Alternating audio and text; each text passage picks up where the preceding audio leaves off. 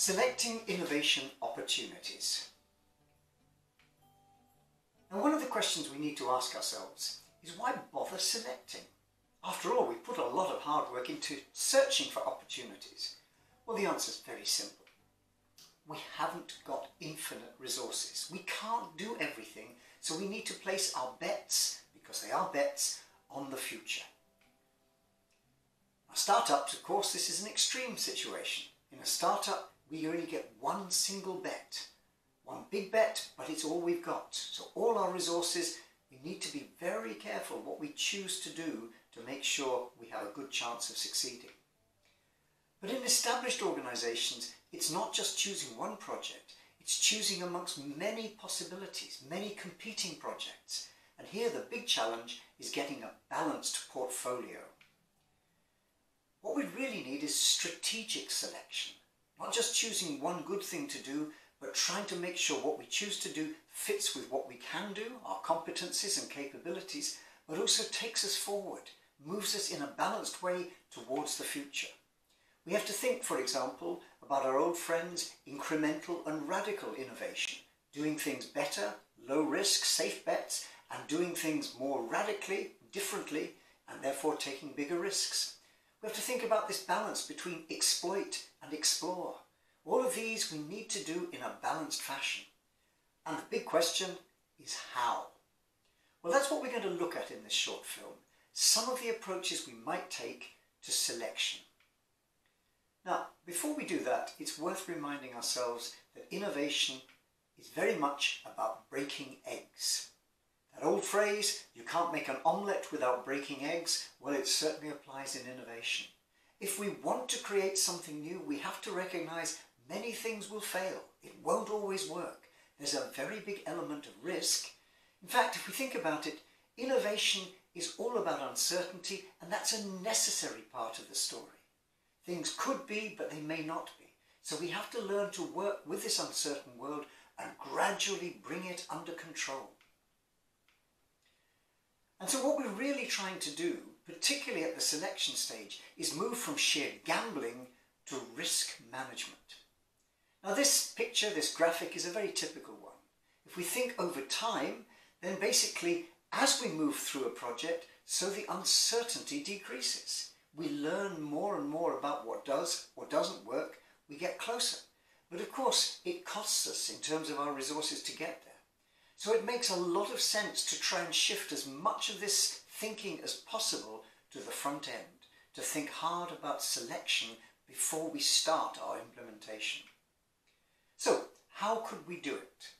Well, let's look at a few tools and techniques in outline, and we can follow up in detail later. Now, one obvious way, we can flip a coin. Now, that's an interesting approach, but if you think about it, not very scientific, except in the science that tells us 50% of the time we'll be wrong. So, not the best way. What we could also do, though, is trust our gut. Trust our intuition. If we have a hunch, maybe that's worth following up. Now, that's not always such a bad guide in innovation, but it's still fairly risky and taken on its own, not a good way of placing our bets. What we could then do is begin to move to a simple qualitative approach. A checklist, for example. Does it do this? Can it do that? Will it do this? We can tick off things on our list, and that will help us think about the selection decision. We could strengthen that by asking some simple quantitative questions. Typically, what's the return on our investment? Now, return on investment is exactly what it says. Do we get back more, our return, than we put in? Because projects that don't may not be worth pursuing. There may be other reasons we might choose to take a low return on investment, but in general terms, it's a good starting point to say, if there isn't a sufficient return, let's not bother. We could move to more complex tools and techniques, and there are plenty of those around, which mix the qualitative and the quantitative and allow us to explore different dimensions of the challenge. And we can begin to develop an integrated narrative, a story all about our innovation. Essentially, we can develop the business case. Now, the really useful part of all of that thinking is developing a business model. What's a business model? Very simply, it's making explicit how our idea creates value. That's what innovation's about, and the business model makes clear how that happens. And what it gives us, if we're thinking at the selection stage, is a kind of detailed checklist of all the things, qualitative and quantitative, we ought to have thought about or found out about to help us make that decision, yes or no. Is the business model strong? The beauty of business models as an approach is making things explicit means that other people can react to them. They can comment, criticise, add their pieces. Essentially, it becomes a living story about our innovation as it moves from idea to reality. Let's try and summarise where we've been in this short film. The first clear point, we need selection. We can't trust to luck and we cannot do everything. We've got limited resources, so we need to make some strategic selection choices. We can't afford to gamble. Innovation is all about uncertainty. Our job is to try and convert that uncertainty to manageable risk. Strategic selection is very much about two key questions. Does it fit with what we know about, what we're capable of, what we're trying to do? And is it worth doing? There's a wonderfully wide range of tools available to help us with these selection challenges, and we've just indicated some of the areas in this film.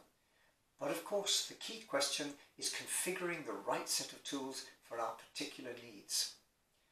Startups really have to get this right. They only have one big chance, one big bet, so it makes sense for them to work to building a robust, rich business model, an expression of how their wonderful idea can create value.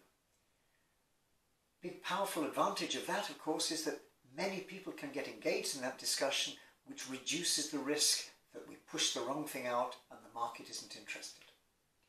For established organisations, not only do they have this kind of question, they have the additional problem of trying to balance competing projects, how to build a balanced portfolio.